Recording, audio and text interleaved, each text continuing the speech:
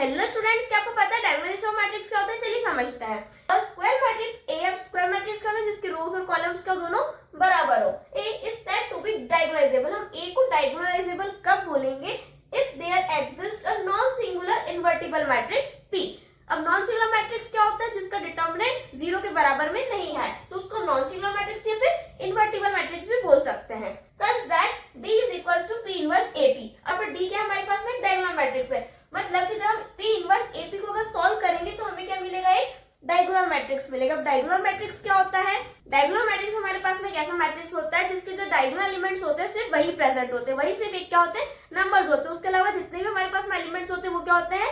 0 होते हैं। इसको हम बोलते हैं डायगोनल मैट्रिक्स। ठीक है, तो ये बात होती है हमारे पास में डायगोनलाइजेशन ऑफ मैट्रिक्स की, कि अगर हम जब P इनवर्स AP को सॉल्व करेंगे तो हमें यहाँ पर क्या मिलेगा? एक डायगोनल मैट्रिक्स मिलेगा। डायगोनल मैट्रिक्स अगर हमें मिल रहा है तो हम बोलेंगे जो हमारा मैट्रिक्स A है वो क्या है?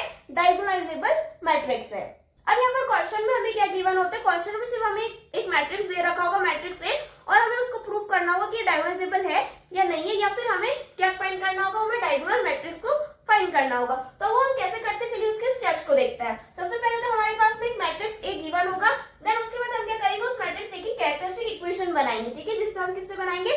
Determinant A minus lambda I से कैरेक्टरिस्टिक इक्वेशन को बनाएंगे। उसके बाद हम क्या करेंगे? आइगन वैल्यूज को फाइंड करेंगे। फिर जब हमें आइगन वैल्यूज मिल जाएगी तो हम क्या करेंगे? आइगन वेक्टर्स को फाइंड करेंगे। आइगन वैल्यूज और आइगन वेक्टर्स क्या होते हैं मैंने इस पर सेपरेट वीडियो भी बनाई है, इसको हम कैसे फाइंड करते हैं उस पर एक डिटेल वीडियो है जिसका लिंक डिस्क्रिप्शन में अवेलेबल है। ठीक है ना, अब उसके बाद हम क्या करेंगे? हमारे पास आइगन वेक्टर्स भी हमें मिल जाएंगे तो हम मैट्रिक्स P बनाएंगे। मैट्रिक्स P क्या होगा? जो हमारे पास में यहाँ पर आइगन वेक्टर्स मिलेंगे उसको जब हम कॉलम्स के फॉर्म में लिख देंगे तो हमारे पास में मैट्रिक्स P बन जाएगा। फिर उसके बाद हम उसका डिटर्मिनेंट को चेक करेंगे। अगर डिटर्मिनेंट नॉट इक्वल्स टू 0 के बराबर में आएगा मतलब इनवर्स एग्जिस्ट करेगा।